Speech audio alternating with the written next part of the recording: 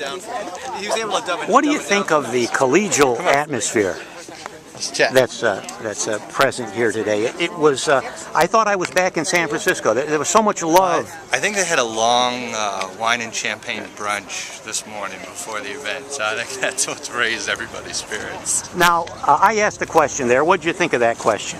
Which one? Well, the question about the fact that the biggest companies in this country, high technology companies, are formed from humble. Oh, right.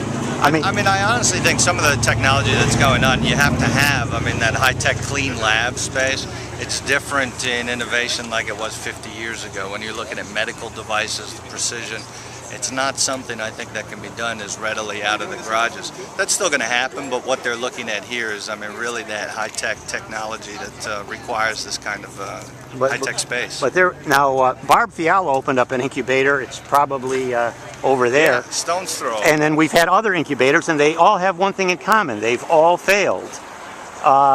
Without venture capital, without private capital, with just government capital, isn't this an invitation to another disaster?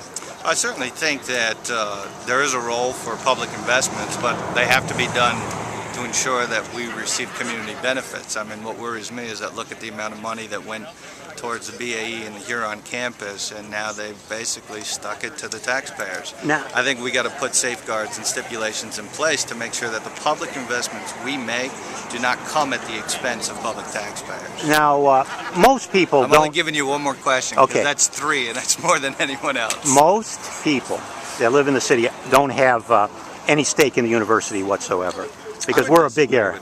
I would disagree with that. Well, there's only 1,000. If you look at the Binghamton University directory, most of them are married to each other or cohabitating.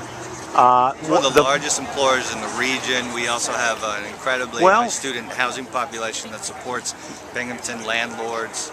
A lot of them are coming down to our small businesses. They're consumers. Why do the poor get poorer in university towns? Isn't there a crowding out factor, such as Yale in New Haven?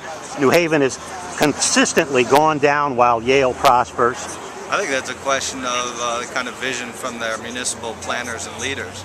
And I think that there have definitely been mistakes in the past where you did see gentrification, and it was at the expense of a lot of low-income residents. What you have to do is make sure, that's why we've always focused on building livable neighborhoods with a variety of housing choices, that if we're going to be bringing in market rentals, we want to make sure that we're also protecting affordable housing opportunities. So it's really about how far are you looking down the road? Are you looking for the quick fix, taking the bucks, or are you actually planning to make sure you can have a community that works for all? Okay. All right.